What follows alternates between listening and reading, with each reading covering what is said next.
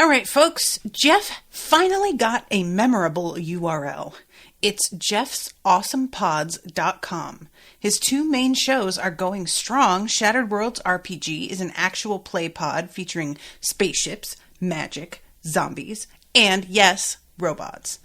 And Foolish Wits is a weekly chat show about writing, Shakespeare, daily nonsense, and comedy. Find all the info you need at his sweet-ass new URL, jeffsawesomepods.com. This is an Unspoiled Network podcast. This is Some Spoiled, a Song of Ice and Fire 2. The co-host switcheroo. The rereading. Return to page turning.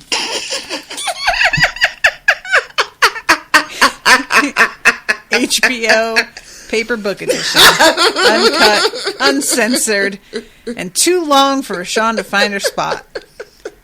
Bringing you the greatest hits from whenever. Call in with your requests now. In this episode, we are going to be covering chapters 63 and 64, Daenerys and Arya.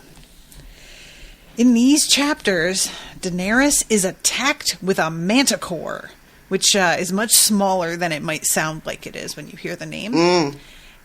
And Arya makes a break for it. Welcome to Unspoiled.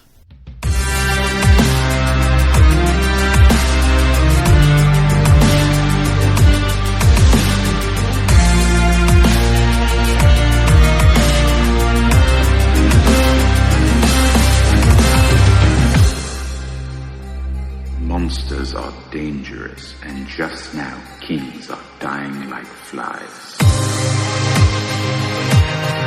I am the king!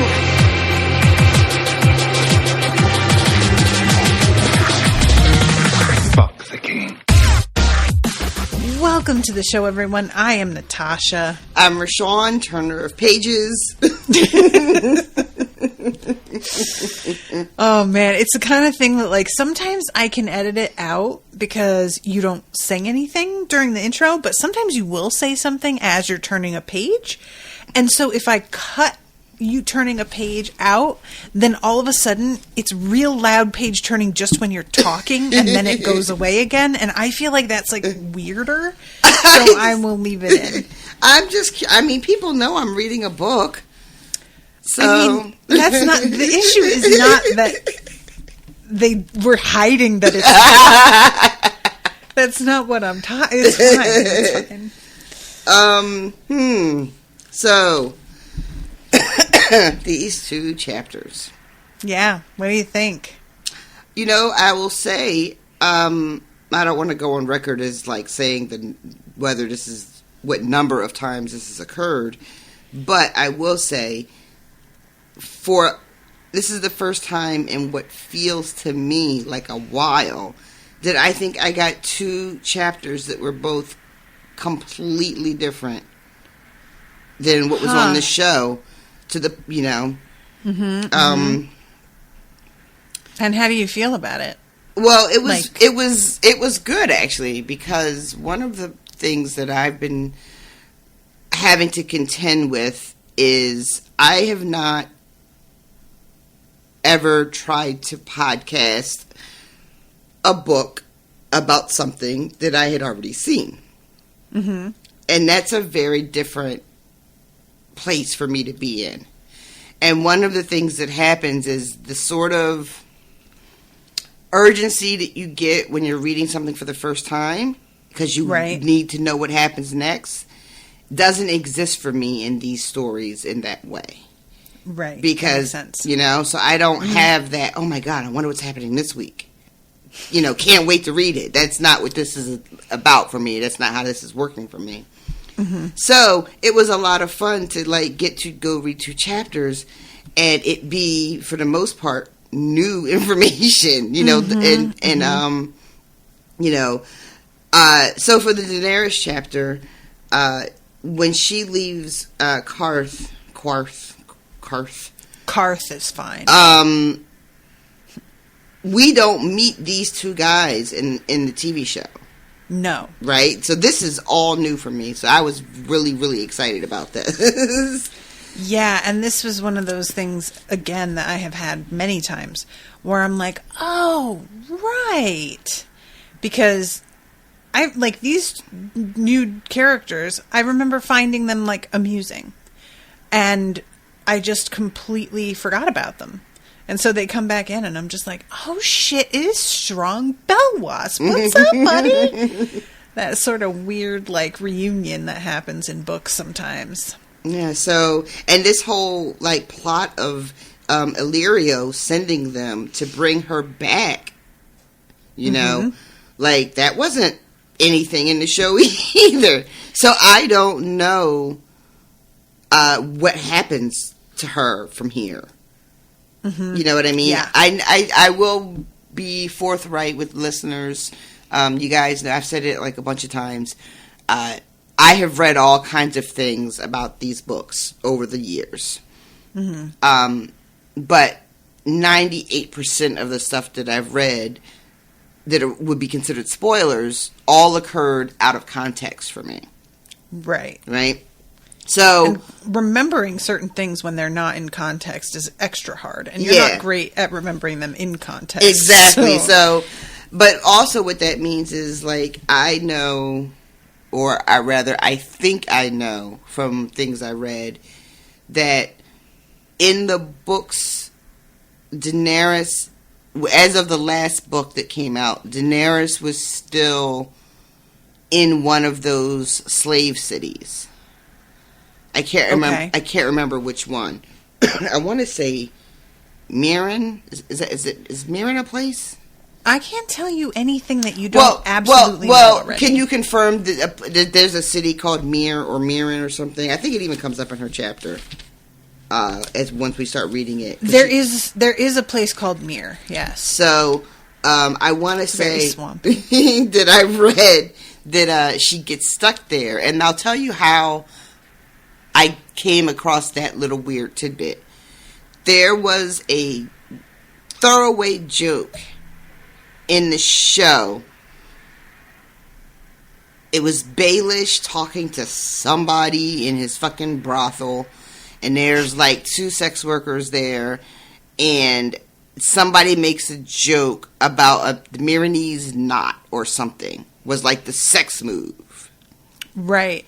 Okay. And then I think this is ringing a bell. And then I think I read that was like supposed to. I don't know if this is true, but it's supposed to be some sort of like a wink and a nudge because a character got stuck there and the writer couldn't figure out how to get her out of where she was. Now I don't know if that's true. I don't be like George Martin didn't get stuck. I don't know, guys. These are just like the tidbits that I remember, little things like that.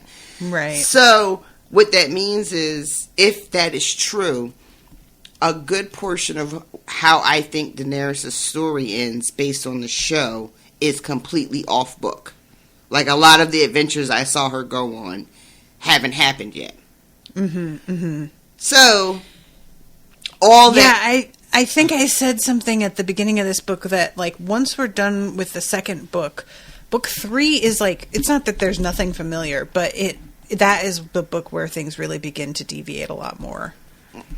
So you'll start to see a lot that you're like, what? Wait. So this was really fun. It just because it reminded me that, oh, you know what? There is still a lot in these books that I don't know, that I'm going to be surprised by, and that I'm going to want to read about. Because, sometimes it can just feel kind of like, well, we're just talking about stuff we all watched on TV already. Yeah, that's fair. So I wanted just to make a special mention that these 2 chapters were really good for making me be like, oh, you know what? Don't fucking get all comfortable.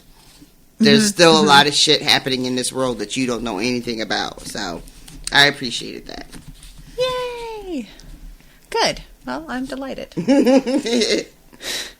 And I'm looking here too. Oh god damn it! I try to click the book and I click Skype and Skype is bouncing. And don't you wish close Skype? See, don't you wish you had pages? You could have just turned some pages. I'm moving Skype somewhere else in my toolbar because that happens all the fucking time. So after these chapters, we've got 2 more episodes worth.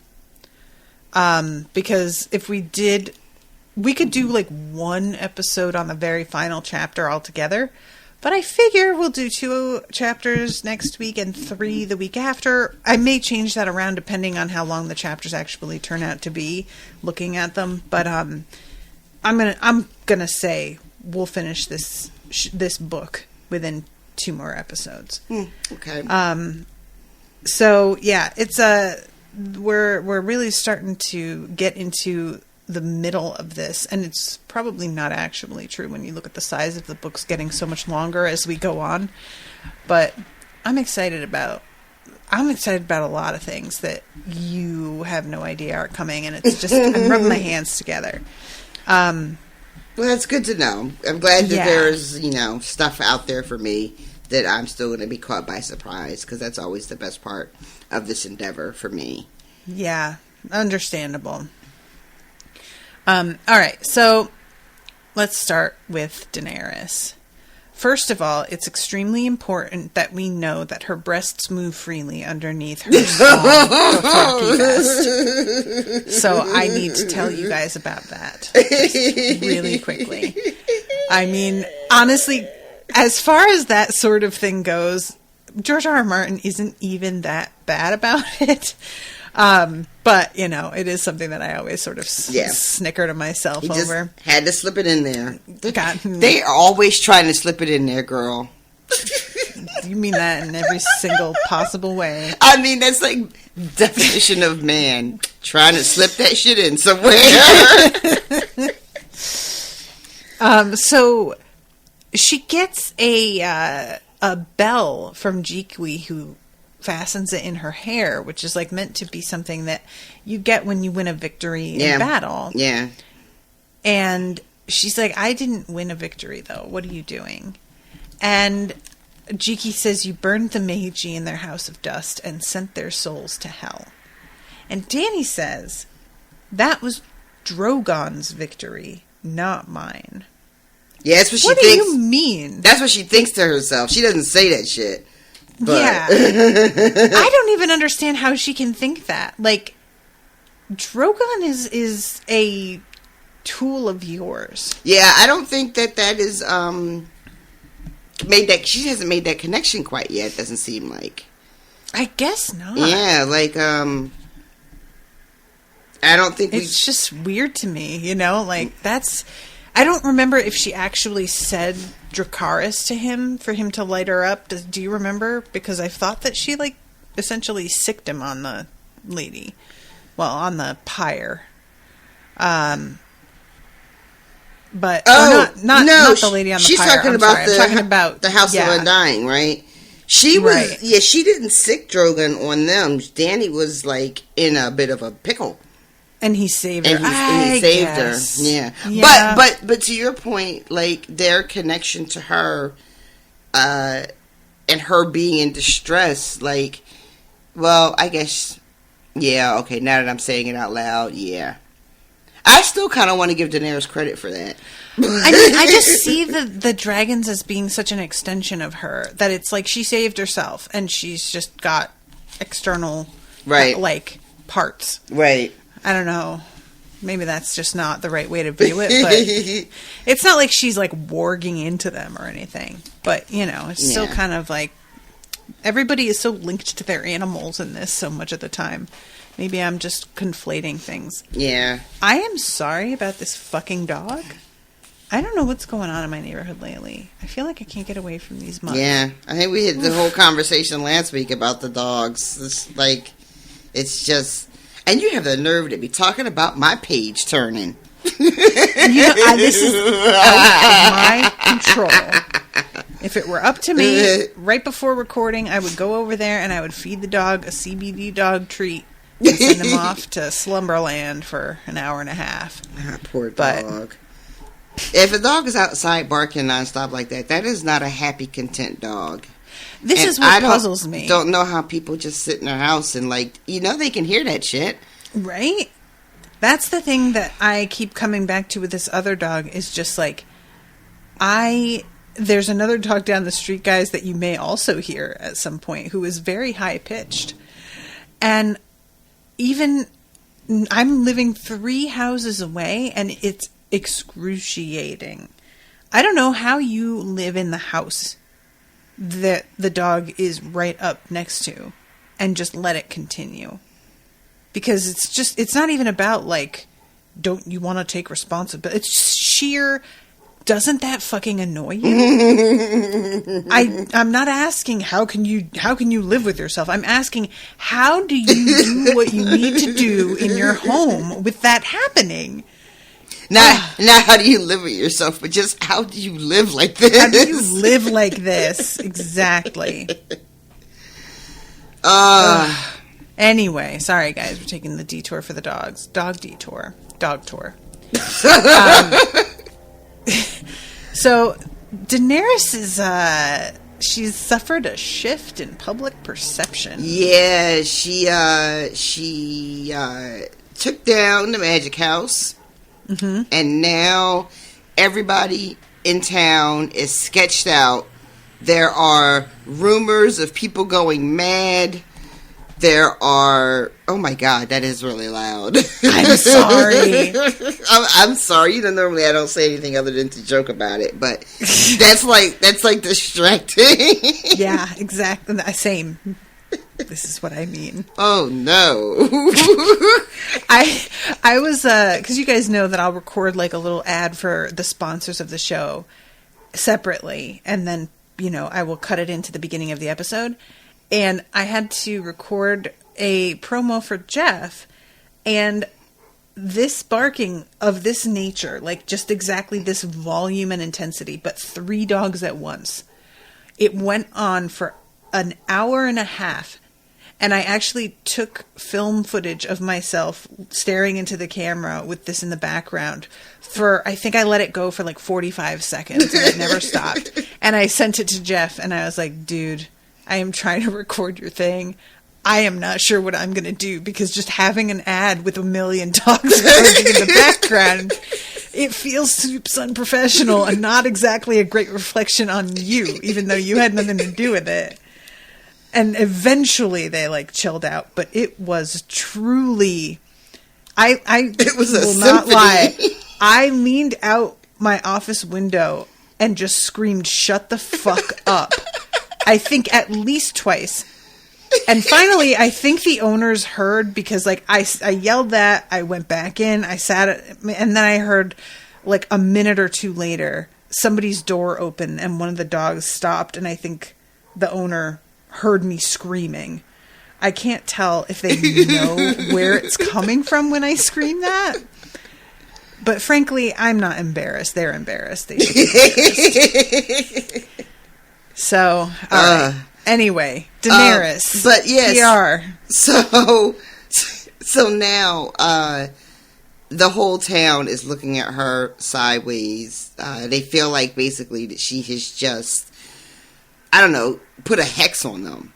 Mm-hmm. And they want her gone. Then all these people that used to like run out to see her and tell her how beautiful she was and hope to see her dragons and all that.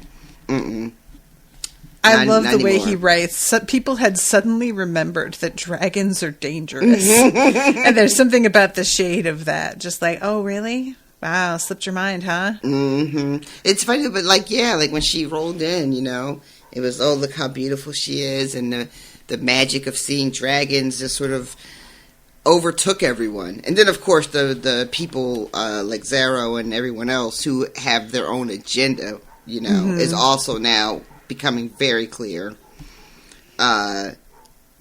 This guy. Fucking Zaro. He is just like, so you're not going to give it up? You're not going to marry me?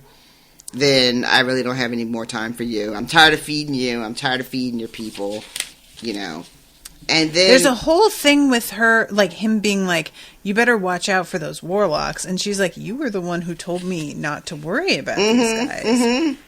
And he says, yeah, that was then, but some shit's been happening that I can't explain. Yeah. I'm starting to think maybe there's something going on here. Yeah, this is talking about, there's candles that are burning somewhere that never used to burn. Candles. In hundreds of years. There's something called ghost grass that's growing now that didn't used to be there. The rats are chewing off their own tails, which I don't know how that's tied to anything, but okay. Somebody has gone completely mad and is not wearing clothes anymore. Somebody that's supposed to have been blind can see, supposedly. Okay, but you're saying, he was blind. It says, and blind Sebastian, the eater of eyes, can see again. Right. You see how I was going to pretend like that didn't happen. Smooth rolled past that. That was the plan. Because there's no more information given to us about that. I just what does that mean? Did he really eat eyes, or is that a joke for and maybe it was actually, I'm picturing human eyes, but maybe it was he eats all these different animal eyes in hopes that it will somehow give his vision back to him, because that's definitely a thing. That feels, that almost sounds reasonable. Yeah. All of a sudden now, Sebastian doesn't seem quite so suspect. I mean, I wouldn't say that, but and the wife of Mathos Malarawan, who once mocked a warlock's drab, moth-eaten robe, has gone mad and will wear no clothes at all. Even fresh-washed silks make her feel as though 1,000 insects were crawling on her skin. Yeah. That sucks. Yeah, and all of this is the part to me that's so wild, is that all of this is supposedly sprung up since what happened at the House of the Undying, which, for all we know, a lot of this shit was already going on. That's true. But then this weird thing happens. You know how then the town starts talking and rumors start swirling and people start adding on to the thing that they heard, and next thing you know, the eater of eyes can see. It's just and he straight up tells her, these are weird times and it's not good for trade. When things are like this, that hurts my business, and I think you should probably just go now. Yeah. But I'll go with you. We can go somewhere great together, and you can just have my baby. And she's like, yeah, have a dragon. I know what you really mean. And she tells him, I'm not going to wed you. And he just says, all right, well then bye. And he wants his gifts back because they were not taken in good faith. This guy is the one that Venmos a woman for her drink if she doesn't go home with him because he's owed. Yeah. This is the guy that DMs you, hey, good morning, beautiful. And then when you don't answer right back, fuck you, you ugly bitch. Ugh, gross. I hate him. I Zaro is so oily. Yeah. And there's something about the fact that we know that he's gay. So he doesn't even actually want her. That makes it even more creepy to me. Yeah. It's he has to play such a farce, and it's embarrassing a little bit. I don't know. I hate it. Yeah, I hate this for everybody. It's he's this very cloying thing he's got going on, and what was that thing that came up in conversation we were talking about? That dog. That dog, among other things, but the idea, I think it was a comment thread. The idea of like how toxic guy will like love bomb you. Oh yeah, you know, at the beginning, like he's got that kind of energy. Definitely. But yeah, he tells her that she has to go. She's not going to marry him, and she can't stay here. She can't stay with him. And he tells her, you have to go. And she says, where? And he says, somewhere far from here. And then we find out that after that, they barely even speak. Like the notes, they speak via note. Excuse me. That is being passed back and forth like between his servants. Yeah. He doesn't even want to like come and see her anymore. Yeah. It's just... And she mentions to her Dothraki people are getting restless. Like, they have recovered from crossing the Red Sea. Everybody is, like, healthy and fed and feeling pretty good and ready to just go. But she doesn't have any idea where she should go. Yeah. This is the tough part. Trying to make the thing happen that your brother had continually tried to make happen. Mm-hmm. It's not as if he only failed because he sucked as a person. That was certainly a major factor. That didn't help. Yeah. But it was a pretty daunting task, you know, on its own. And then you add his ineptness to it, and it was just, like, going to be impossible. Yeah. I like, too, that there's a moment where Daenerys is thinking to herself about how she is fleeing again. And how her whole life has just been, like, one running from something after another. And she says something like she started running in her mother's womb and never had a chance to stop. Mm-hmm. And I was just like, oh, that is bleak. Yeah. And really just, like, a really sad observation, which, you know. But it's true. Her whole life has just been that. Mm-hmm. Running from people trying to kill her. Following her brother who was running to this throne. It was never going to be his. Just, you know. So then she has this conversation about ships. You said that with a tone. Well, I really appreciate what she did here. I was really irritated with Zara throughout this whole thing. He is like, all right, well, I'll give you some ships if you give me a dragon. And at first, she's like, well, you wouldn't ask a mother to sell one of their children. And he was like, every day. He'd do that shit every day. The hell I wouldn't. I have a tallied list here of the pros and cons of each child I've ever met and the offers I've made. And it ends up boiling down to her basically having to make this very labored point of there are not enough ships in the world for one of my dragons. But to get there, she takes him through this long, but necessary because he's hard-headed. Mm-hmm. So he needs this lesson to be done in this way. I don't even know if he is hard-headed. I feel like he's trying to, like, he thinks she's stupider than she is. So she has to illustrate to him, like, I'm not a fool. I know how valuable what I own is. Well, yeah. I mean, hard-headed in a sense that she has already said no a million times. Ah, gotcha. Yes, but I have to say no to you again. But this time, I'm going to illustrate exactly why what you're asking of me makes no sense, and I would never do it. I said no once. Now here's no with charts. Pretty much. Here's no via PowerPoint presentation. She's got a little clicker. This is like that episode of Seinfeld where George's girlfriend just simply won't accept that he is breaking up with her. Oh, yeah. Turn your key. No. Turn your key, Maura. Both of us have to turn our key, and I'm not turning mine. That's not how it works, by the way, everybody, just so you know. Yeah, don't try that at home. You get your feelings hurt. Mm-hmm. So, after this, and it's after this conversation where she really breaks it down how this is not happening, what the price of her living dragons really are, and that he simply cannot afford it, no matter how rich he thinks he is. That was the last conversation he had, and that's when he stopped seeing her. I love it. It's like, all right, I was willing to take you saying no, but when you try to imply that I wasn't even that rich, couldn't take it. I'm sorry, but that's beyond the pale, and I will not accept it. Right, and after she says the no, like the hard no, he gets so mad, and he says to her, he tries to make it seem like this is all your fault for going to the Palace of Dust. Didn't I tell you not to go?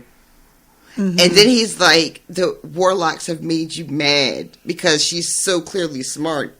The only explanation is that she must be mad now, you know? And then he says, Pa. I say, Pa. So I just need people. I forgot he said Pa. I need people to get ready to hear me say that. frequently going forward. I Pa. I feel like it's very... I used pshaw the other day. Oh, that's one of my other favorites. I like that one a lot. It's just very... I don't know. It covers a lot of bases. And so does pa. Like, it can be used in so many different scenarios. I approve of this. The other one I like is tuh, like T-U-H. Oh. Tuh. Like, that just says a lot. It's 3 little words, but you know exactly what the fuck I mean if you hear me say it. Rashawn did use that on me one time when I was saying that I was worried nobody was going to dance at the wedding because there weren't going to be enough people. I was so irritated. Don't tell the rest of that story, though. All right. I won't.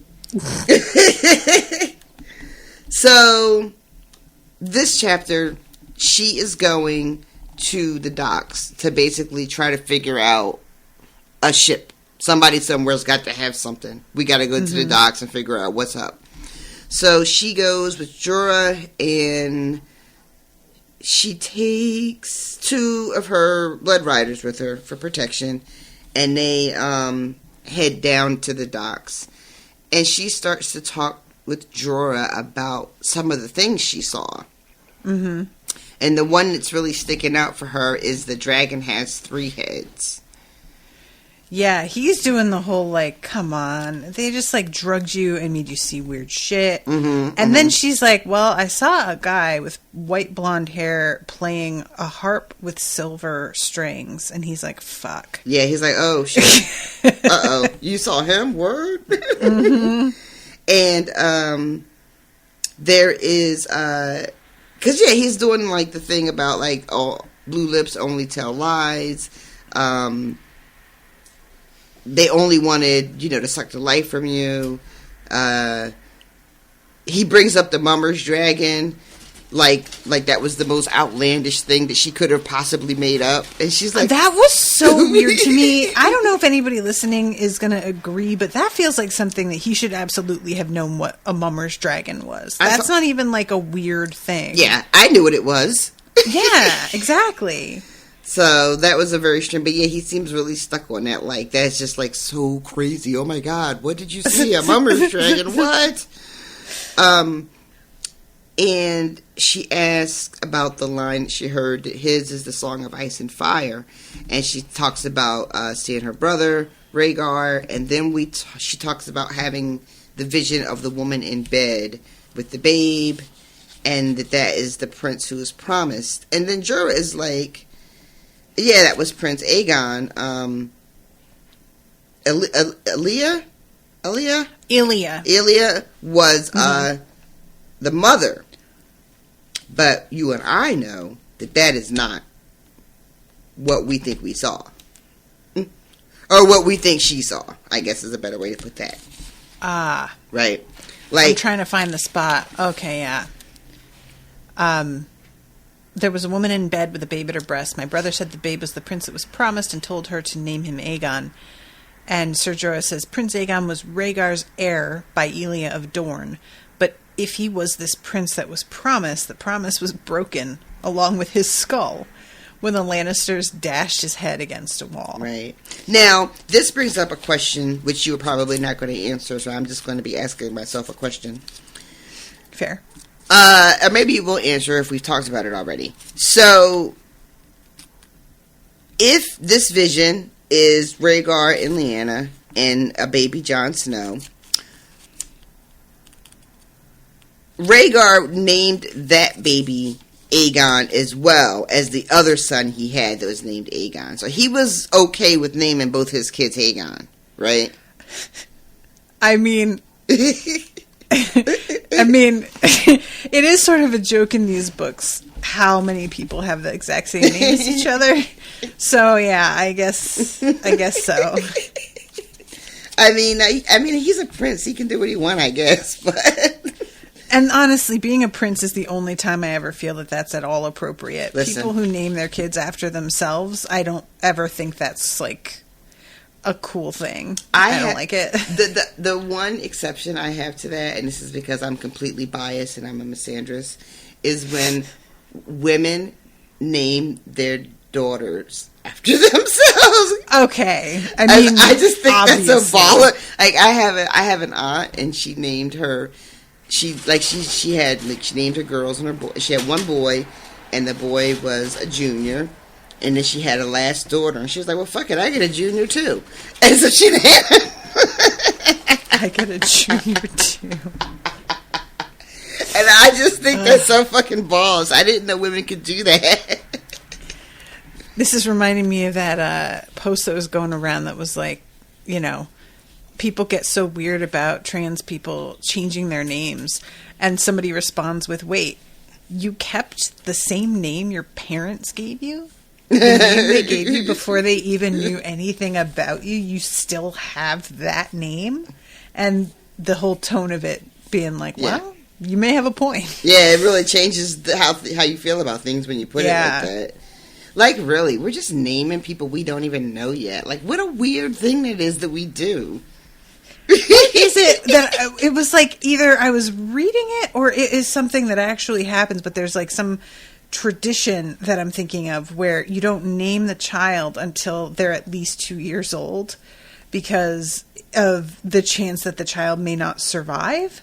And I'm like, wow. I mean, I totally see the feelings behind that, but what if we didn't name the child until they were 2 because we just want to see what they're like a little bit? You know? But then what do you do for the 2 years? You say, my baby. Oh, no. Because the kid doesn't know his name. Yeah, but then other people got to be calling my baby, and I don't like that. Even my imaginary baby, I'm like, nah, I don't like it. All right. Scrap it. Wrap it up.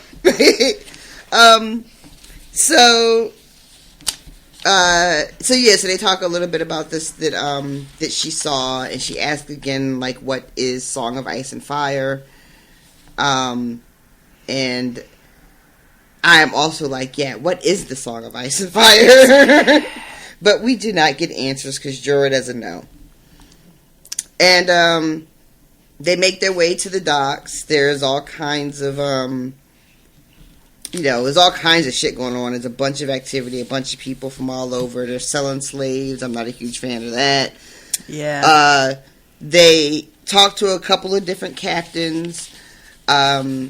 Some of them just straight up profoundly right? helpful. Like some of them just straight up laugh in her fucking face when she tries to say who she is. She tries to tell one of them that she's the queen of the Seven Kingdoms. And he's like, yeah, and I'm Lord Tywin Lannister, and I shit gold every night.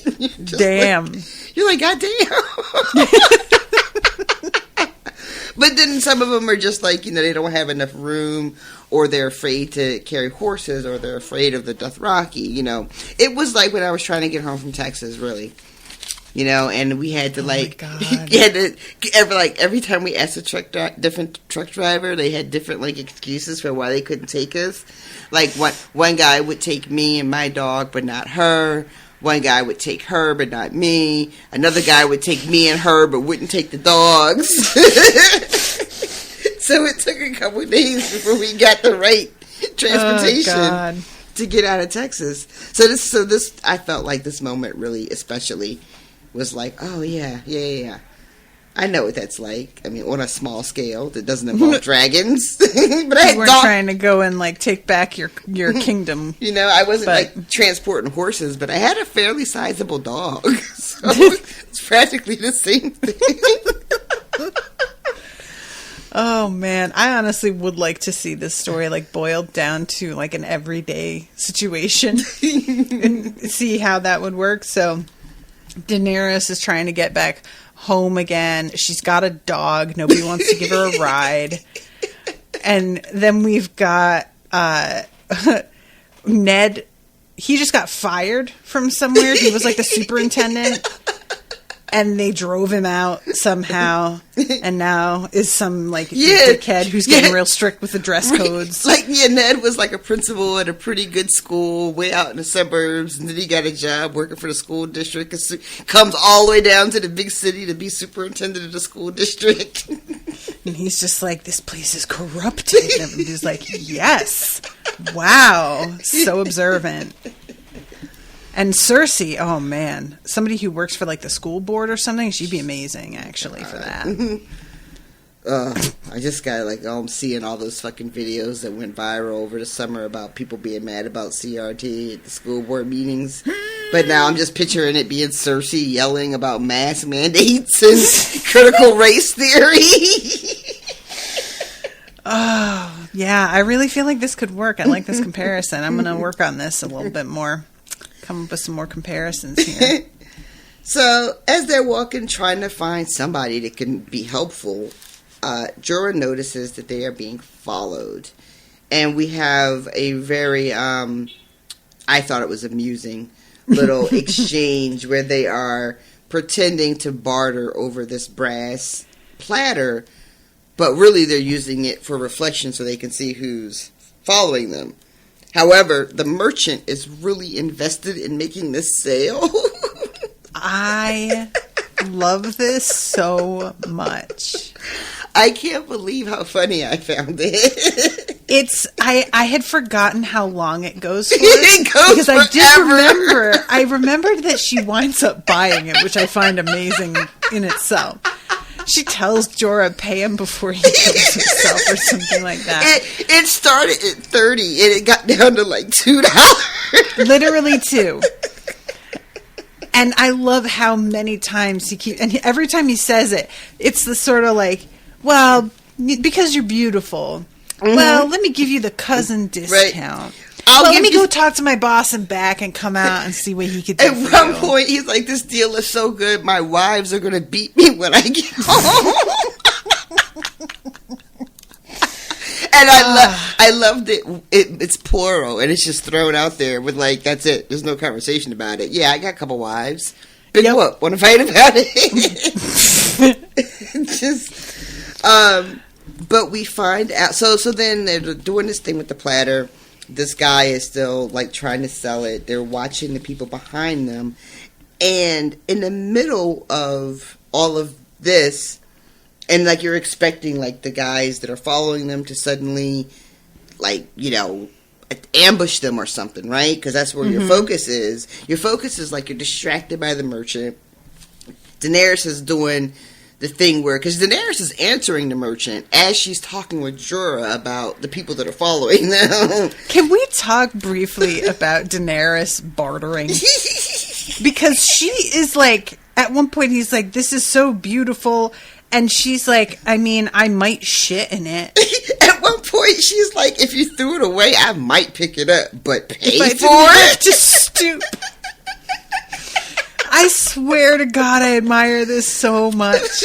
I am so, like, I can't be rude to people. I feel like I'd be such a terrible barterer. I know, like, when I have traveled abroad and I have had to barter, I just didn't.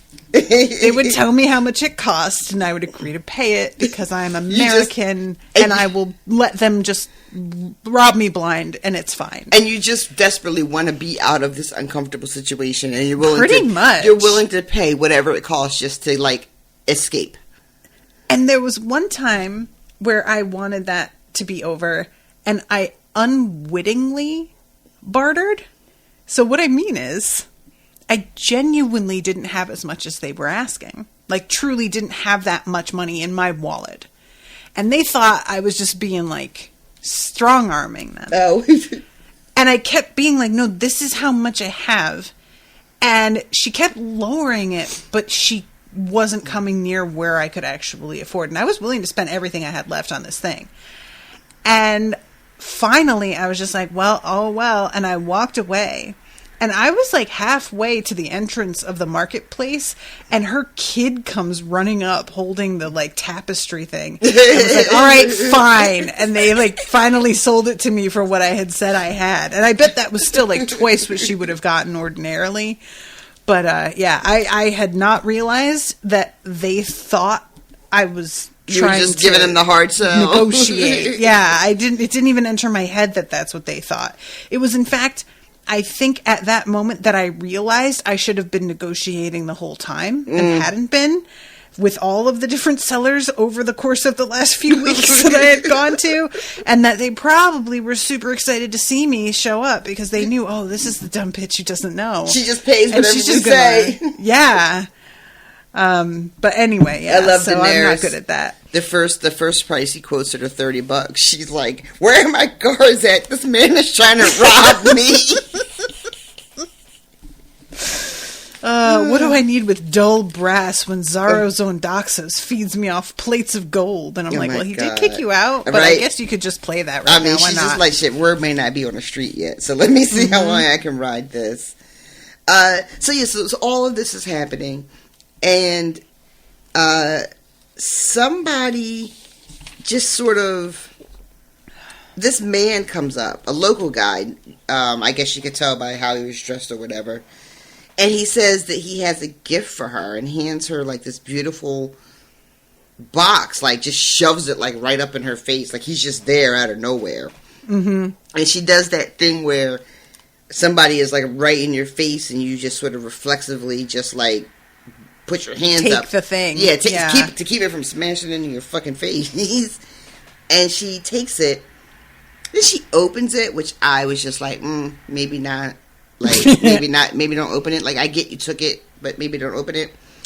But she opens it, and it looks to be a beautiful scarab. And then carved of onyx and emerald. Oh, yeah. Apparently, but not really. Right. And the man, she says, she hears him say, "I am so sorry." As this is all happening. She goes and sticks her hand in, and it's a snake. It's not a snake. It's not a snake? No, it's a bug. It's a scarab. Oh, it's the actual beetle bug. Oh, okay. Mm-hmm. Duh, of course it was. A glittering green scarab. So, yeah. It's a weird description, too. It sounds almost like a scorpion. Like, because it says, a malign black face, almost human, and an arched tail dripping venom. And I have seen a lot of illustrations of people trying to make sense of that description. Because, like, a manticore in mythology is usually, I think, a scorpion tail with, like, a lion's head. I don't know. I didn't even think to look it up. I have no idea what that word is, what it means. Yeah, but like in this universe, it's just something that actually exists. And this isn't like the bug thing. I don't think is a thing in the show, right? That's not how somebody tries to kill her. It was the poison. It was the poison wine, and right. That happened in an entirely different setting.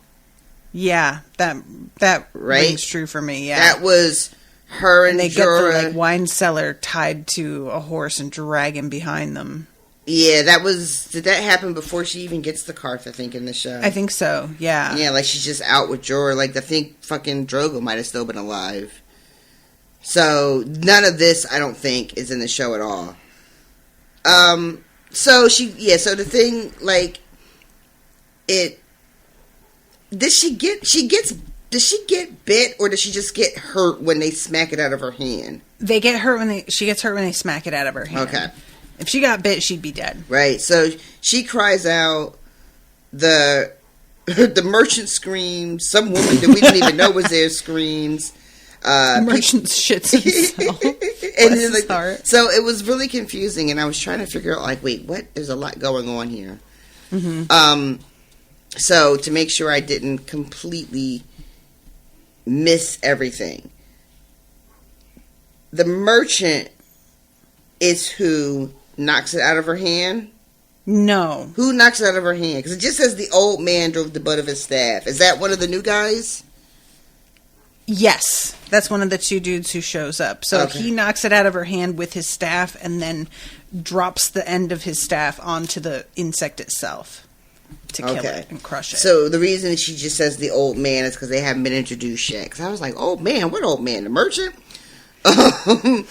So then that just sets off, it's madness after that. Mm-hmm. And when everything finally calms down, we find out that some unknown person brings her this trap. These two men who are named Belwas and what's the other guy's name? Whitebeard? No, that's Belwas. Yeah, no. Arston Whitebeard. Okay.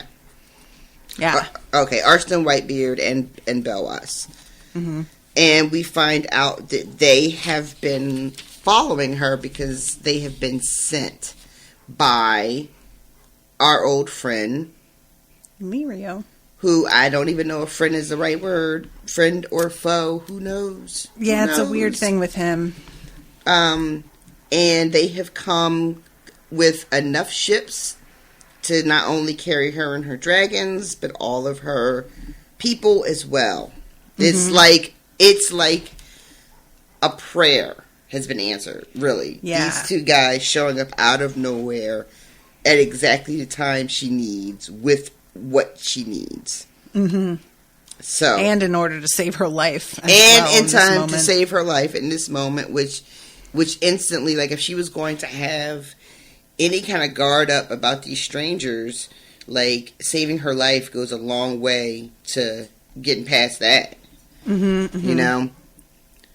So, yeah. And she had been, like, from the start, she's kind of, because, of course, them following her is suspicious, but, Mormon is sort of like, they might mean you harm, and she's like, they're, like, outright looking at me. They're not trying to be that coy about it. Yeah. Like, and if they had wanted to, they could have gotten me a couple different times at this point. At one point, I don't know what's going on. At one point, she was like, I am kind of hot. Maybe they're just checking me out. I love that. I'm used to men looking at me. This would not be the first time, and I'm certain it won't be the last. So, I love, too, how they describe him. The man, who sent them, the fat man with the sweet stink in his hair. Yes. And it was effective because immediately she's like, Illyrio? Yeah. The guy who wears a little bit too much Axe body spray, oh, yeah. We have a situation at the job. Oh, no. It has been going on since before I left and came back. Shit. And when I tell you, you can smell the person for 30 minutes at least after they have left the floor. Oof. You can still smell their fragrance. Is it BO or is it a cologne? It's a cologne. Okay, it's a that's cologne. Slightly better. Is it though? Because I'm wondering, like, what is it covering? I don't even know. But it is so strong. So, to be known as, like, the sweet stink in your hair, and that immediately makes her think of Illyrio, and that she is correct. I grew up with uncles on my father's side who I think poured cologne over their heads in the shower. I'm pretty sure. And it was the kind of thing that if you rode in a car with them, you had to crack a window open. Or else you would start to get a headache from it, kind of thing. What is it with that's a whole other podcast. Because I know what you're going to say, and that is correct. Right. You know what? You know where I was going. Yeah, I don't know.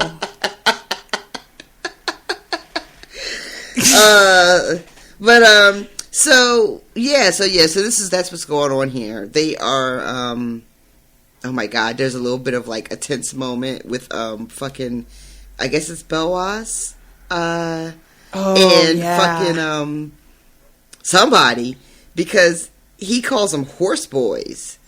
I swear to God. And Belwas is the one so he's like, yeah, I fought many of them in the fighting pits. Because he's also the same one as like, look at all the scars on my belly. Each one is for somebody I killed. Strong Belwas is such a weird, like, he is actually badass. Like, he can back this up. But also, it's like, guy, why are you doing this? You're in the street, man. This isn't the fighting pits. Don't start shit. You just met her. He said they jingle when they die. And Aga was like, all right, how about this? Oh my god. Oh, and she has to just like calm everybody down like real quick. She tells him, all right, you better watch your fucking mouth with me, though. And he looks genuinely baffled at the fact that anybody has, like, nobody's called him on his behavior, clearly. Yeah, it seems like it. Because she's like, you're going to respect my people or you're going to, like, leave my service faster than you fucking thought you would. And with more scars than you came with. And it's clear that not only is he not used to being checked, because you got to imagine, like, he says that he was a slave. He was bought by somebody, and that's how he ended up, you know, over and over and over until finally he ends up wherever, working with Valyrio, I guess. So he knows how, I guess, to respect, like, a boss, I guess. But Daenerys is not his boss. Yet. Correct. You know? And she is coming to him with some energy that he clearly is not used to having to reckon with. And so then she tries to smile like we often do when a man starts to be a little fragile. To like kind of calm the ego down a little bit so it doesn't escalate. And she's like, now go ahead and tell me exactly what you're doing here and what Illyrio wants from me. And that's when we find out that he knows about the dragons, and he wants them, and he wants the girl who makes them. He would have you. The girl who makes them. I love that. All right, sure, why not? We'll call it that. Yeah, and she gets really, really happy at this news. They tell her that they've been told to find her and bring her back to Pentos. The Seven Kings have need of you. Robert's dead. The realm is bleeding. There's 4 knights fighting, and there's no justice to be had. And she... You mean 4 kings? What did I say, knights? Y'all know what I mean. Yeah, just making sure. And she hears this news, and it says joy bloomed in her heart, which is very expressive. This is everything that she's been needing. And she's like, all right, well, I got those 3 dragons. I got 100 people in my Khalasar and all this shit. And that's when they tell her it's fine. We got everything you need. And she agrees. And she wants to change the names of the ships, which I think is probably significant. And, yeah, so now she's got her way out. Hey! Yeah. I don't think I trust it, but, you know. We got to get her moving, and this is how we do it, so I'm here for that. Do you not trust it? Okay, that's fair. I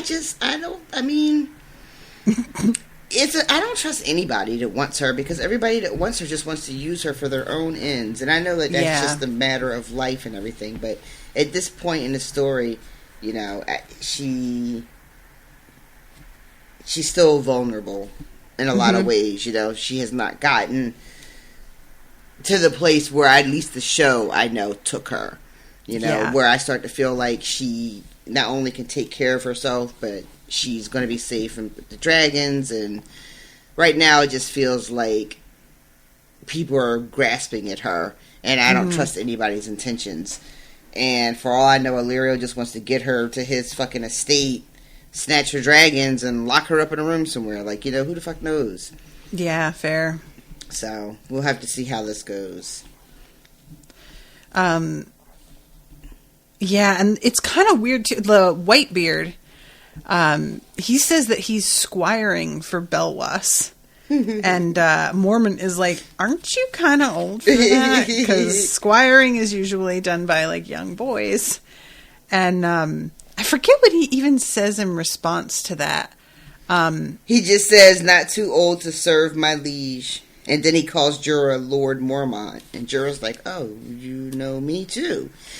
You know what? It's glad you brought this up, though. Because he says to Jorah, you don't remember me? And Jorah doesn't. He says, I saw you fight a time or two, and you don't recall? And Jorah's just like, yeah, your face seems familiar, but, you know, I saw a lot of people. So, I'm curious if that is important. Like, it could just be nothing, you know. Like, to hear Whitebeard say it, he was just, like, in the stands, you know. It could have been, like, going to a football game. You know, Tom Brady's not going to know I was in the fucking stands. You know what I mean? So it could be like that. But the way he says, I saw you at Lannisport where you almost unhorsed the Kingslayer, and I was on Pike. You don't recall? And something about that you don't recall suggests to me, motherfucker, you should remember who I am. Yeah. You know? But it might not be anything to that. Well, all right. So that is the end of Daenerys' chapter. And then we go to Arya. The whole thing with Arya's chapter is pretty much, hey, just because the guys that originally were abusing everybody are now gone, do not think that means that the abuse has stopped. Yeah, it's a very, very clear example of the idea of, like, it doesn't matter who your oppressors are. Oppression is the thing. Yep. You know? Yeah, the North has come. I mean, it's Roose Booten. Well, I almost called him Roose Booten. Roose Booten. Roose Booten. He's a Roose Booten Brucey.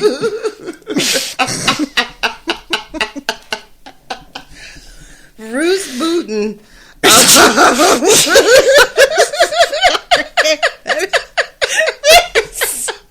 Oh my God, you guys know how much I am a sucker for jokes where it's just saying something slightly wrong, and that really got to me. Roose Booten. Yeah, it does have that, but like for no reason, it does have that flair, though, right? Like, Yep. But I can't explain why. But so you would think, oh, well, he's one of Rob's bannermen. He's from the North. Even though for what she hasn't come out to him with who she is. You think, well, the conditions surely must be better because the people in the North are the air quotes the good guys, right? Right. They're not going to be as barbaric as Lannister was. But no, that's not the case at all. Because not only is fucking Bolton a real son of a bitch on his own, he's got these... What are these people? These... Is it the Brotherhood or the... Are you talking about the Brotherhood without banners? Yeah, these people that turn out to be just as savage as anybody who was there under the Lannisters. Mm-hmm. There's this one line, I wish I could remember who said it, where, or maybe it's her telling us about a guy, but there's one guy who... The way, because what they're doing now is they're going, like, these men are going through Harrenhal and the little surrounding areas and, like, rooting out Lannister supporters, you know? Right. And one of them is simply a guy who was a Lannister supporter himself. He goes to everybody who helped him when he was fighting for the Lannisters and, like, turns them in as traitors and whatever punishment falls them. That is... I don't even know what that is. That is like, and it's just super gross. It's just super, super gross. And there's this run-in that the area has with this older woman. Is it Amabel? Oh yeah, Amabel, I think. And Amabel it's such a weird name, but yeah, I think that's right. And she is just basically like, look at it. Look at this. Mm-hmm. And she's like, you think it's bad now? But when he's gone, someone else will be back. Harrenhal always falls. Everybody who's here, they go down and somebody else will be back. And Tywin will be back and he's going to punish everybody that served the Northerners who were there, which is what Arya is doing right now, is the cup bearer. Right, yeah, cupbearer. And because she's walking around with, like, the flayed man crest on her little tunic and shit, you know? So, it's really upsetting. Yeah, there's, like, stocks, and the women who were being, raped before are put in the stocks to be raped at leisure. Yeah. And, she's, like, telling Arya, they'll put you in there, and maybe I'll have a go at you. And I was just like, what kind of fucking sick fuck? Did she say that? Oh yeah, she says, I've got a broom handle. Oh yeah, she's talking about the broom. I may have returned it you myself. Hera had an old broom. I'll save it for you. The handle's cracked and splintery. Yeah, Jesus Christ. Mm-hmm. The thing about the women in the stocks too, it's like the women, any woman who shared their favors with Lannister soldiers, right? Which, I guess the overall implication is, I'm sure there was rape aplenty, but the way that's phrased makes it seem like, well, maybe they were just doing it willingly, or maybe they were making money. Mm-hmm. Because the punishment is to not only put them in the stocks, but to strip them and shave them. Yep. And then just leave them there for anybody to have a go, which means that there's not like any choice, there's not any money if they were making money. It's just, Mm-hmm. And this was the thing that happened in World War II at some point, and I'm trying to remember exactly what it was. What? But basically, yeah, the quote, good guys came into an area that had been occupied by, I think it was in France, that had been occupied by Nazis. And they basically, like, publicly shame and beat, and I think do shave their heads, these women who slept with Nazi soldiers. But we were the good guys in World War II. Weren't we, though?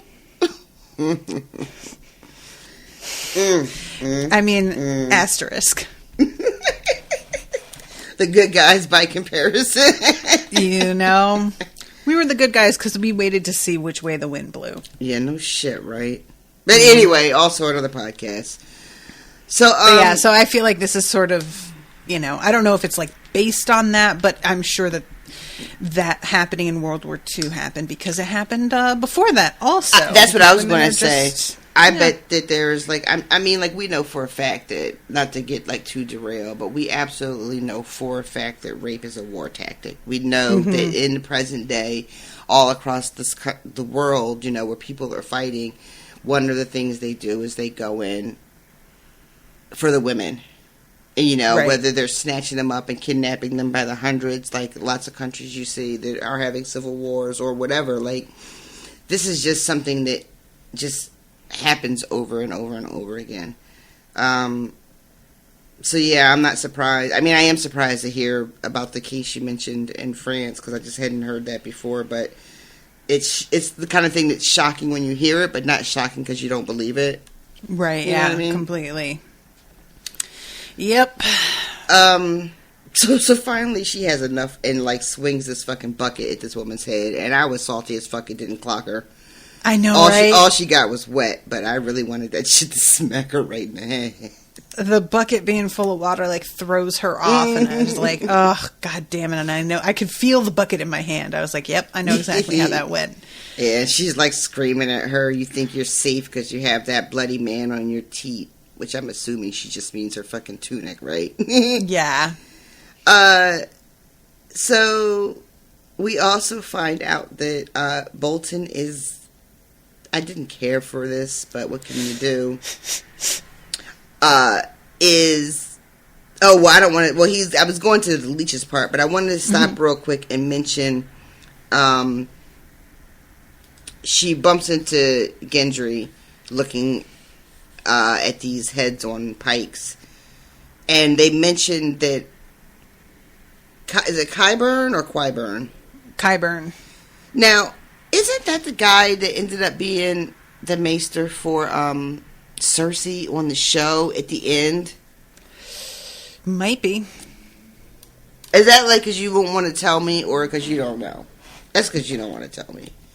I don't know what you mean. See, I can't tell if you don't know what I mean, or if you just... Well, on the show, towards the end, Cersei gets a different, whatchamacallit, the one that, like, fucking puts the mountain back together. Yep. And Gendry is talking about all the people that he hates that are here. And blames her for it, too. You and your weasel soup. Yep. And I'm like... On the one hand, I am irritated with him doing this the way that he does. He's really like pointing the finger at her in a way that feels really personal. And she says, or she thinks to herself, he was angry because he liked Lucan, she knew, but it still wasn't fair. And she's like, well, it wasn't me, it was all these other people. And he's like, yeah, and you gave us all of them. And she says, well, you hated them too. And he's like, these guys are worse. Amory was fighting for his lord. The Mummers, they're just fucking shitbags who will do whatever for whoever asks and pays them money. Septon Ut likes little boys. Qyburn does black magic. Your friend Biter eats people. And she's like, I mean, only a little. Yeah. Yeah. Yeah, she thinks to herself that she can't even really tell him that he's wrong. Because, you know, this situation here is pretty fucking bad.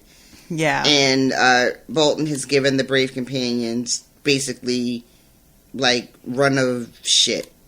Yep. And this is the guy. This is the part where how they find the traitors. It's Lord Vargo. All he does is go to the places he had visited before, and so many of the people that he's going to had been bought off by the Lannisters that when they come back from whatever they're doing to these people, mainly killing and torturing, they also come back with a bunch of money because they're robbing them blind. Yeah. Yeah. Yeah, that is really some shit. This is like playing a video game, and all of a sudden you're like, actually, fuck this faction. And you just decide to join another one, and you go back and you loot the place. Like, it's the exact same thing. Yeah. And, you know how many people, if you could get away with doing that in real life, absolutely would. Oh, 100%. You know, just fucking switch sides. So, things here are really bad, and she's thinking to herself that maybe she should have left when she had the chance to go. All she's got left is this dumb coin. And, she is so angry about it that she actually throws it away and then, like, goes back a couple hours later and picks it back up. I adore that. Yeah, that she same. goes back and gets it. Like, this is just, I'm sure all of us have done this with things. Forget it! And then you're like, oh, I need it. I got a lot for that. I love, too, that she goes back and finds it again, but her thinking is, even though it wasn't worth anything. Like, I went back and got it, but it's still not worth anything. So, then she runs into some kid who doesn't like, eels, and he's being a real dick when he needs her help. You know, he's like, hey, Elmar? Leeches. What did I say? Eels. Oh, leeches. Okay. And needs her help. She goes to help. And then he's like, oh, you know what? Why don't you just do it? This guy, I swear to God, he asks her advice, and as soon as she's like, well, you should probably, oh, I won't, you. And I was like, oh man, I fucking hate this guy so much. And luckily she has the ammunition to just be like, I have work to do for the big scary man who's covered in weird things that you hate. Maybe don't. And this guy kind of like outranks her a little bit, you know. He's a squire to her, like, little servant girl, so. But, and he liked to, brag about how he was the son of a lord. Yeah. And, how he's gonna marry a princess one day. Womp, womp, womp, womp, womp. She's just like, nobody fucking cares. So, then, like, yeah, she heads back up to the bedchamber where this whole bloodletting leech situation is happening, which I really did not care for. Yeah, this is so weird. Yeah. I can't get over, too, that he's laying there naked and just having, like, a meeting, which I find fucking hysterical. I mean, it takes a really powerfully intimidating person to be able to maintain control of a room, laying on their back, buck-ass naked, covered in leeches. The kind of presence that you have to keep people in line and taking you seriously is out of control. It's like the fucking Jack Donaghy school of like commanding presence in a room without ever opening your mouth or whatever. This is there's a couple things about him in this section that I really noticed this time, and I'm really sorry, everybody. I'm going to bring up Succession again just for like a second. But something that I noticed while watching Succession, and I was also noticing here, is that people who are born to a certain position take it for granted that people are doing things for them and will take orders.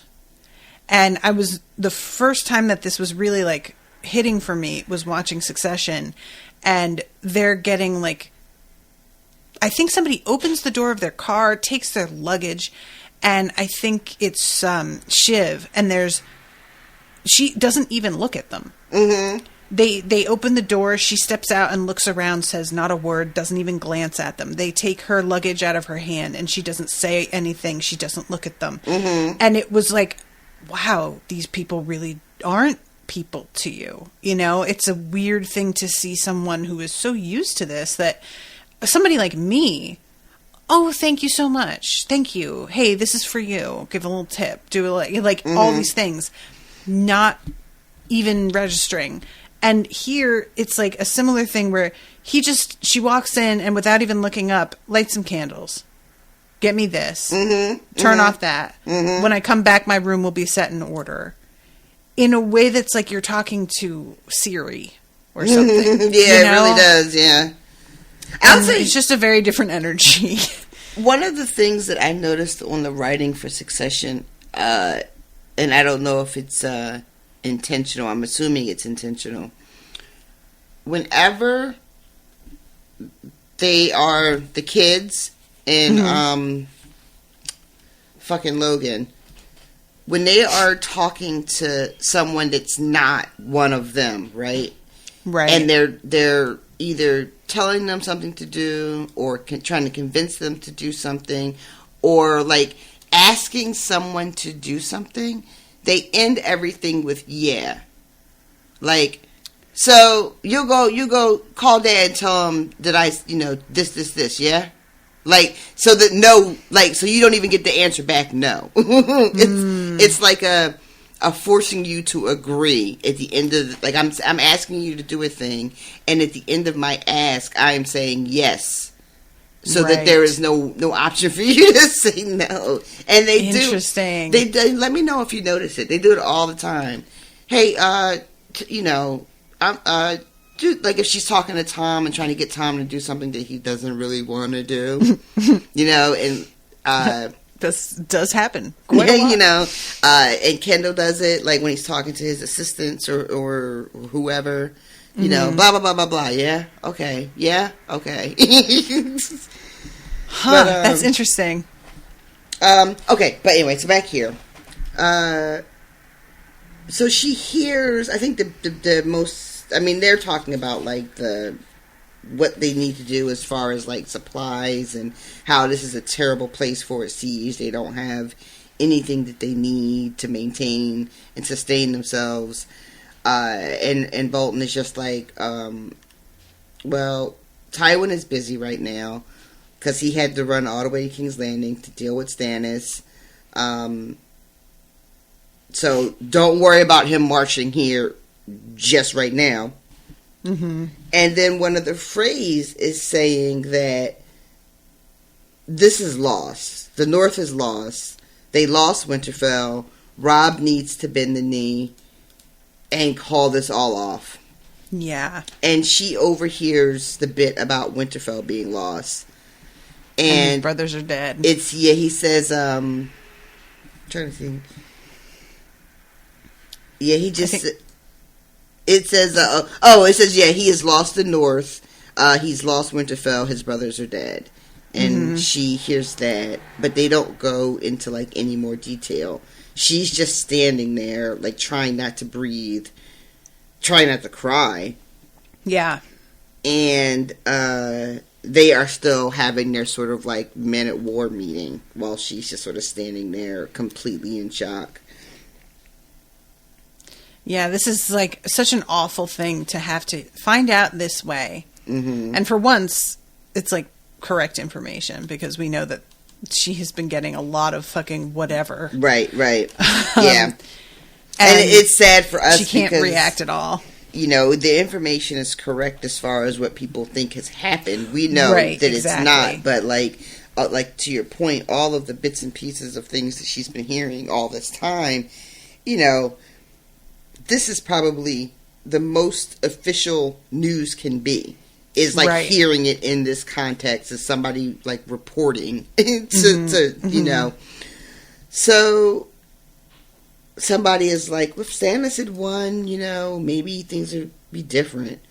But and somebody's like, did anybody ask you to fucking sit over there and philosophize about what if this happened?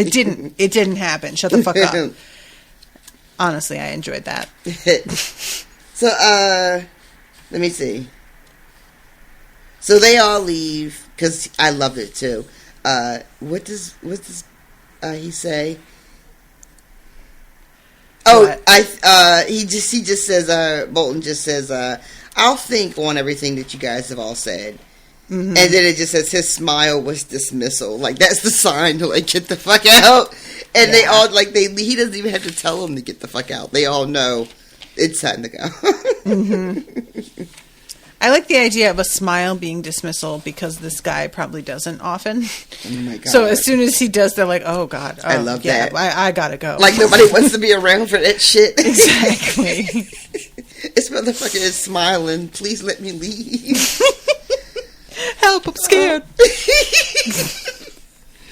Oh. So this is when he tells her, oh wait, no. Some people, they leave, but it's, then we have the letter letters from his wife, Wanda, Walda, which is boring. It's the same letter she's been writing. They say she prays morning, noon, and night. It's such a weird like, come home so you can impregnate me, you know. And I know, like, yeah, that's her job, I guess, but it's weird to hear it said in such a way. Yeah. Arya pictured a plump pink baby in a cradle covered with plump pink leeches. I hate it. So, he's going to send a letter to someone named Helman Tallheart. Yeah. And he's instructing him to put the captives to the sword and torch the castle. Mm-hmm. And basically let some of the northern men work out their frustration and grief via vengeance on this place. Yeah. And we find out that this is, or we're reminded rather more than find out, that this is the place where that shit happened where Ned had to kill Lady because of what happened with Joffrey.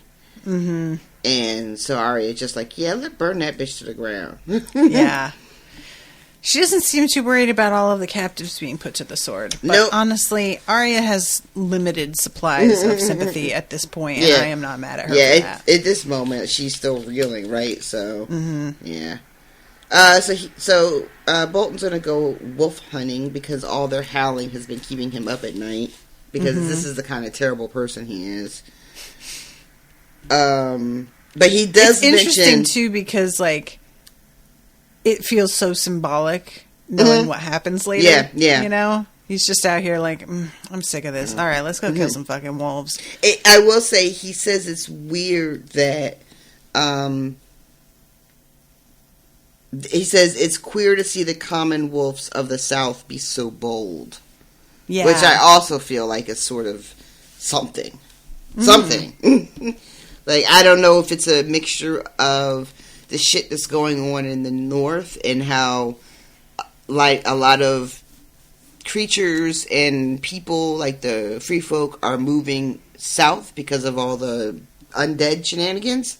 Mm-hmm. And maybe that's another reason why there are so many wolves this far south and why he thinks it's weird. But also, I feel like there's something else that's supposed to be sort of, like, with the parallels between like wolves and being sort of like stand-ins for the Stark kids, you know? Yeah, yeah.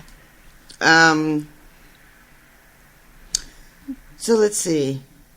He goes out hunting. She stays to clean and set up his rooms the way he asked. She takes a peek at a map that's out. Yeah. And gets an idea of where she is and where River Run is. And it just says that it's not so far. Mm-hmm. And, you know, who knows how true that is because maps and context. But exactly. Does it have one of those little things on the little index? Not to scale.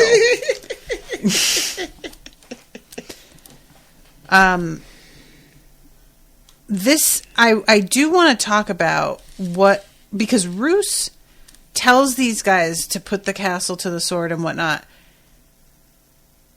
by order of the king. Which it's not, but it's unclear how, like, permitted he is to do that. And also, I just want to talk about the fact that Roose, I am looking at Austin Arminio's notes here, and he also says this, Roose Bolton is so much creepier in the books. And it's kind of funny because, again, the man's, like, naked in his board meeting. But again, like, who could do that and pull that off? And he is such a... he is creepy in the show. In the sense of, like, you look at him and you're like, okay, that guy's a serial killer. But you don't really get to know him at all. And I was a little bit disappointed. Like, I'm sorry, guys. I know that it's a cliche. But I can't not picture Mads Mikkelsen. That is Roose Bolton in my head, and that is just going to be who it is forever. And I just have to deal with that, I guess. And I don't feel like the guy they cast in the show was actually pretty good. At first I saw him and I was like, I don't know about this. And then I saw him in action and I was like, all right, no. He's got like a weird edge to him that's unsettling. Actually, I think this works. But, they never really went into some of the, like, the leech thing, for example. That they mention it in the show, I think, but it's not like this, where you're like, what is this dude even doing? Well, here's the thing. I don't know exactly what he's doing. If this is just, like, a regular thing for him, that he does this on, you know, like, every Tuesday. Mm-hmm. Yeah. It's like a it's, like, meant to be for his health, but... You know, because people didn't know anything. Well, yeah, I understand, like, the concept of leeches, you know, and bloodletting and all that, but I don't understand exactly what it has to do with this character. Like, I wasn't sure if, like, my assumption was they were treating a specific ailment. No. Or is this just part of his regimen? This is part of his regimen. This is, I don't feel that this is a spoiler at all. He has this weird proclivity for doing this every day. And okay, that's just weird. It's real weird. And, like, I don't, you know, for all I know, it does do something for him. Like, who am I to say? But it's not based on anything that I know of. It's just him thinking that this, like, helps purify his blood or something. Good Lord. And, he is, like, nicknamed the Leech Lord by people who want to be a little bit disrespectful about him. Oh, shit. Yeah. It's, like, known that he does this. Oh, yeah, no. Oh. Yeah. It's just a weird, like, why, you know? And I really enjoy that it's leeches because, like, they're not exactly, like, threatening, but you're unsettled by them. And that feels kind of like how he is here, you know? There's just like, something that you're like, I don't want to be around him. That scene in fucking Stand By Me when they're in the pond. Have you seen that? I never saw it, no. Oh, I read the book, that movie. I love that movie so much. Oh, it's got my true love in it. Oh. What, Crispin Glover? No, he wasn't in that. That's my other true love. But River Phoenix. But this is when he was still very young. He wasn't even like heartthrob, teenager yet. He's like 11 or whatever. But I was also 11, so I had a hard, like, super crush on him. But there's a scene where they all are like in the pond on their little adventure, and it's all like fun and games and like splashing around, and then they realize that they're all covered in leeches, and they like fucking freak out. And then one of them pulls a leech out of his underwear and then faints. but I hadn't had any idea what leeches were at the time when I first saw that movie. Like, can't imagine why that would come up in a young girl's life. And I was so creeped out by it. And I feel like it's just very natural to be creeped out by leeches, period. But I feel like that early introduction in a way that I wasn't prepared for, that was so upsetting, just sent what would have been a natural kind of it just like heightened it. I remember reading about them in the Laura Ingalls books. I think it's like Banks of Plum Creek, and she's swimming in the shallows with her sister, and they get out, and her sister has leeches on her leg, and Mary is very like prim and loses her mind, and Laura has to be the one to pull them off because they don't freak her out quite as badly. But she describes how they like stretch as she pulls on them, and that for some reason was the part that really freaked me out, is the idea of it like extending, kind of like it's going, no, I want to stay. And I just was like, oh yeah, because the little suckers in you. And yeah, exactly. Yeah. Also, like the ones that are on Bolton are like see-through. Yeah, they're like white until they get blood in them. Who asked for that? Makes me think of those big old jellyfish. Nope, we're done. just nope, we're done. So she's looking at this map, and then she goes to practice with needle. Do her needlework. I love that too, because for a second I was like, is she someone? What's happening? Yeah, right. And she has this this thought as she's like making her way back, where she's like, she says something about, I wondered where the message had come from and what it carried, because she's seeing, I think it's like a raven. Right. I think is what it is. And she's wondering, like, maybe what news it's bringing. And then she starts talking about, like, if she could just fly away.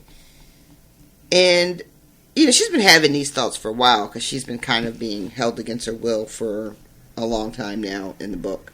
So I wasn't really thinking anything was going to happen in this chapter, because I think in the show she leaves with fucking Jaqen Hagar or whatever. Right, yes. Yeah, that's how that goes in the show. Yeah. So I didn't really put much into this thinking that she's having about, like, looking at the map and seeing how far River Run is, and then this sort of like, if I had wings, I could just fly. I didn't think that was really going anywhere.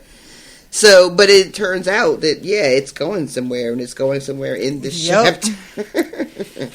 So that was fun. Yeah, so she sees that message, and she has to go back and deal with Roose again. And when she's with him, she just, like, loses it for a second and asks him a direct question, even though nobody was fucking talking to her. And asks him, when he leaves, will he take her with him? And I love the way it's described that he looked as shocked as if his dinner had spoken to him. Like, that's what I mean about, just people who grew up with privilege. They're built different. And he tells her, no, you're staying here. I'm giving the place to Vargo Hope. And she's like, I don't want... And he interrupts her and is like, I'm sorry. Did you want me to take your tongue out of your head? because I didn't ask what you want. And you're a servant. Get out. And she's just like, oh my God, he definitely would too. He would take my fucking tongue out, like, no question. And bails out of there, kind of feeling lucky that she managed to, like, get away with it. And when she goes outside, she hears somebody talking about how there's a storm coming. And she sees this kid who had previously been cleaning armor off and chainmail, and he's crying, and she's like, what's the matter? And he says, my princess, we've been dishonored. And he says, I had forgotten this, guys. The dude's name is Aenys Frey. George, grow up. What are you doing? For God's sake. But yeah, he says, we've been dishonored, Aenys says. There was a bird from the twins. My lord father says I'll need to marry someone else or be a septon. So, I don't know what this is. We've been dishonored, Aenys says. So, she is talking...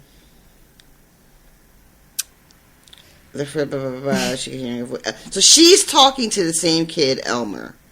Aenys is who... Oh my God, I can't even say that. Is who sent the message to him. Is who told him after he received the message. Aenys was in the room talking to Roose in the other scene. He was the Frey who was just like, this is over and the kid is lost. Okay. So he comes and tells Elmar this news that we've been dishonored. There was a bird from the twins. My lord father says I'll need to marry someone else or be a septon. Yeah, I feel like I'm missing something here. I'm surprised you're missing it, because this does happen in the show. So... But I don't like to, lead you along too much. But the thing is, I don't know...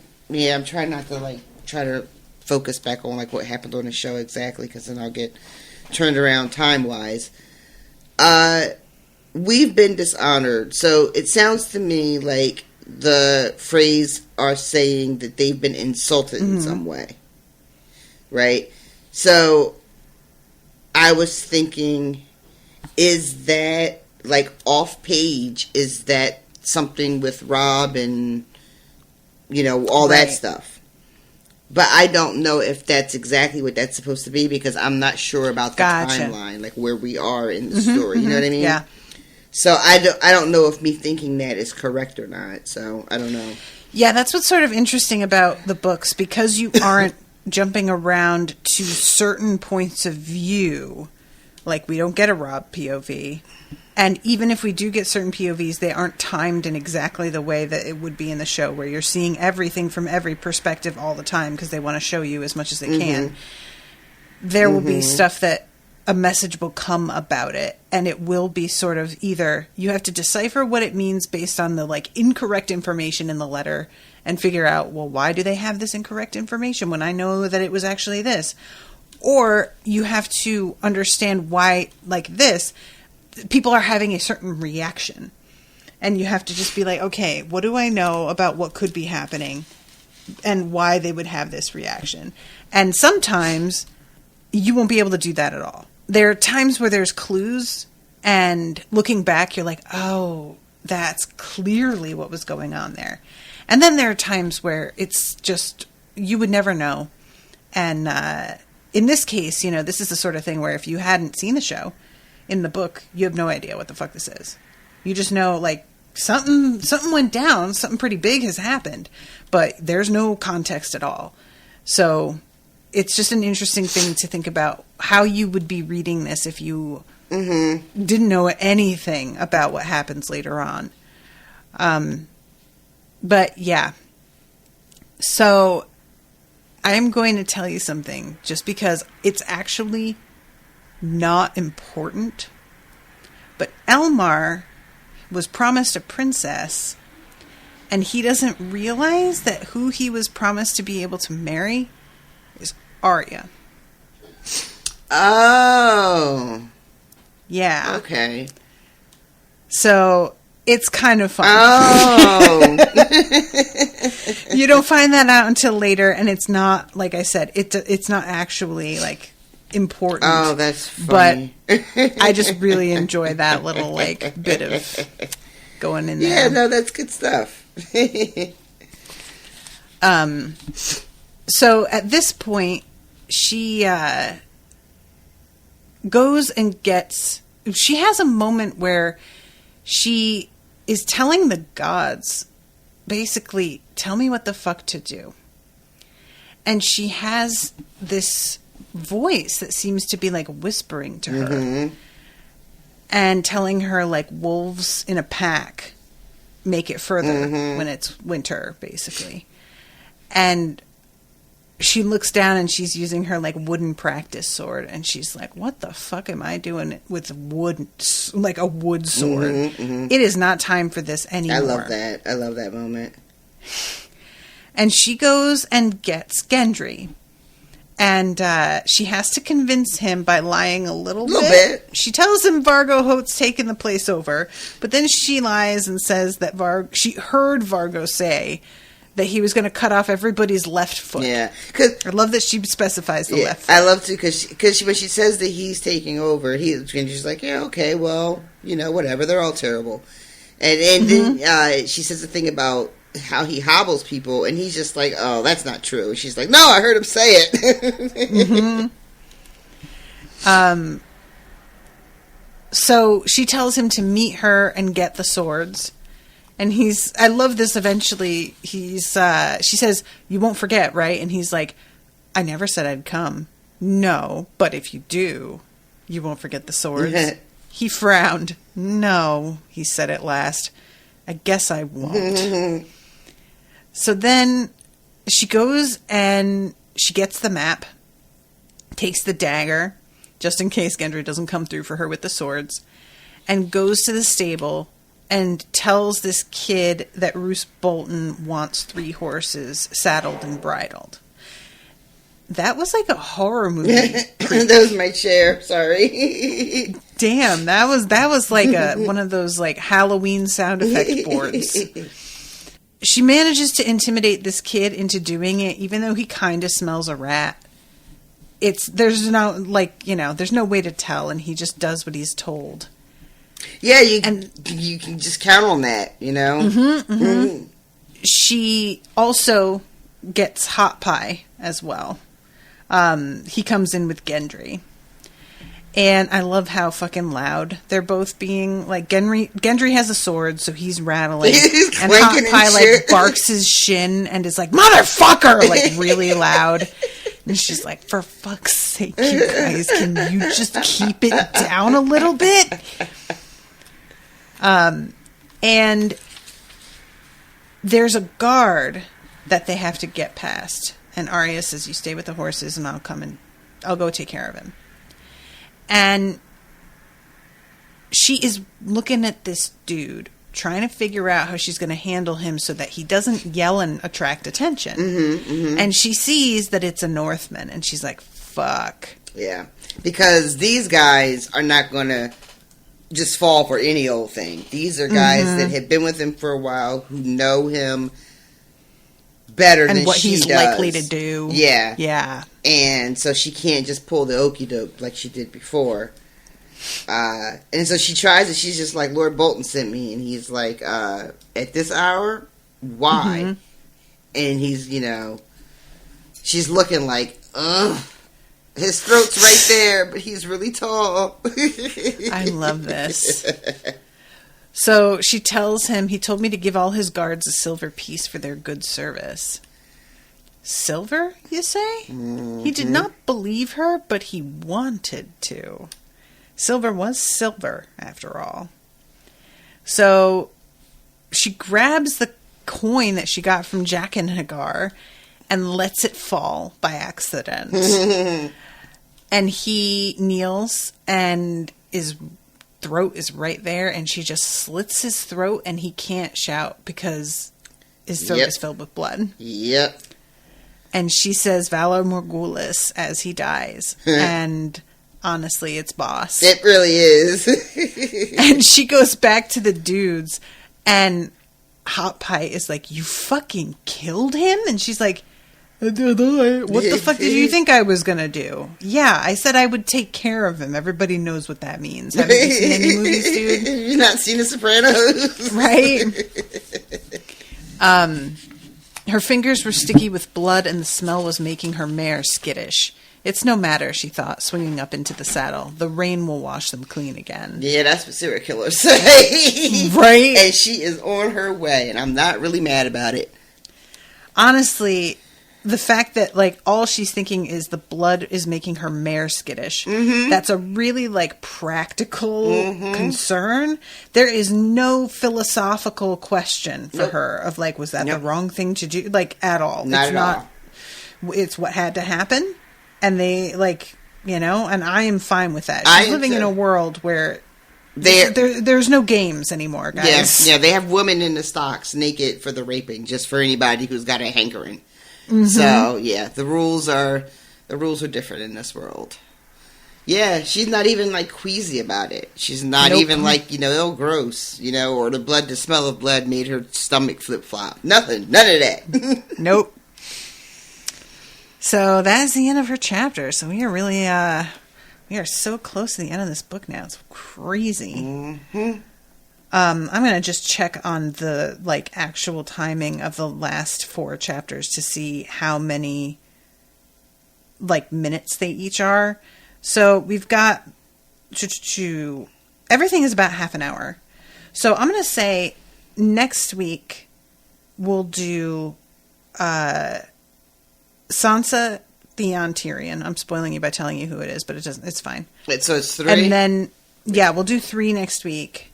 And then the final episode, we'll do 2, because probably for the end of the book, we'll want to talk a little bit more than the penultimate episode. So yeah, that's what my plan is. Hope everybody thinks that's a good idea. And I also want to say hi to new patrons. We've got Christy Villa and Kristen Poulin.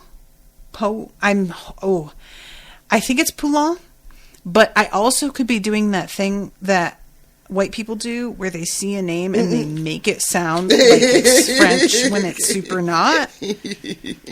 And I can't tell. So, Kristen, hi. And if I got that really wrong and was sort of cringy, I'm sorry. But both of you, welcome. Thank you very, very much for signing up and becoming patrons. Appreciate you. And I made the postcards for this month. Did I showed you the postcard that I made this month, right? Yes. I'm trying to remember exactly how the quote went. The Saccabees? It's a joke from the Dresden Files episode. So for those of you who don't listen to that one, I don't know if it's going to make any sense. But it's a joke about weird names in Texas, and it got away from us a little bit. It's one of those. Somebody went and looked up the treasure I was talking about and found them. Did you see that in the Discord? No. Yeah, the young boozer guy I was talking about. Somebody Googled him and found him. Yes, I did. I did see that. Names, man. They're crazy. Mm-hmm. See, that's another the good example of not naming a kid after somebody and else. Yeah, because give him a new name. He was the third. He was like the third one. And I had said, like, it's a joke that those kind of names are always like family names that people just keep using. And why are they family names? No. Because somebody in the fucking village 300 years ago was a goddamn drunk. Right, like, somebody please break this cycle of violence. Oh, his last name's Boozer. It's hilarious. And then years later, he's running for fucking Congress. So anyway, guys, I really appreciate all of you who become patrons, and some of you do it at the higher level so you can get the postcards, and I hope that they have not let you down. I do have, like, they're hard to design, but I do really enjoy the act of designing them. It can be very challenging, but once I get it, and I always do eventually get it, it's so satisfying. I'm like, aha, there it is. There's the idea I needed. And I think that's about everything that I wanted to mention this episode. Is there anything else that you felt the need to draw attention to? No, ma'am. Why is that funny? I feel like enough attention has been drawn to me between my page turning and my sneezing and the noise my chair makes. I feel like I've had plenty of attention. I think I'm gonna cut your sneeze in post. So if everybody's like, sneeze, if you don't know what it is, good. That's how good I am. If you know about the sneeze, oops, sorry, I missed it. All right, everybody. Well, we love you dearly. Thank you so much for listening. Don't forget to join the Discord. I'm truly trying to get away from Facebook in a way that is getting more and more hilarious, because now they're trying to get me to load my podcasts directly to the Facebook website. God. But every link they send me goes to a page that says something went wrong. And I can't think of a better metaphor for the whole experience of using Facebook as a page owner and creator. Even as a regular customer, using Facebook sucks balls. But the Unspoiled Facebook page, it's just so, it doesn't have to be like this. And it is like this, and it sucks. Didn't used to be. Oh, it didn't used to be. It didn't, you know? So anyway, if you're going to try and get a hold of me, I just highly recommend either messaging me on Discord or emailing me unspoiledpodcast@gmail.com. I won't always reply, because some things are just like, hey, you should know this, and it doesn't really require a reply. But if you have like a question, you can post it on the Discord, and sometimes other people will know the answer and answer it before I can even get to it. Or you can just email or message me on there. But I would avoid the Facebook Messenger, because it's a fucking shit show. I got a message the other day, and I've been kind of like, oh, I don't do this anymore. But I was like, you know what? I'm going to gamely try to reply to them. And I type a whole fucking paragraph and I press enter, and that shit is just blank. It goes up as a blank square. What? Not even kidding. It did that like twice in a row, and I was like, I don't know if they can see it on their end. Like, I wasn't even sure if it, you know what I mean? Like, is it just blank for me? It was very, very frustrating. So anyway, with that said, fuck Facebook. Thank you guys all so much for embracing Discord. Those of you who have. Those who haven't, you will. Yeah, I saw some people saying they're still having trouble. Like, they can't get in. It's locked for them. I am not the person to help with that, but I hope eventually they get it figured out. Alex Irwin is pretty good about popping in. Candace is really good with Discord too. So yeah, you know. big hugs to both of them for managing a lot of the Discord. I will say, if you're in the Facebook groups, those two are really helpful with like Discord questions. Mm-hmm. But yeah, other than that, I got nothing. See you guys next week. All right, guys. Until then. Toodaloo, motherfuckers. Bye, guys. Joffrey, Cersei, Walder Frey, Meryn Trant, Tywin Lannister.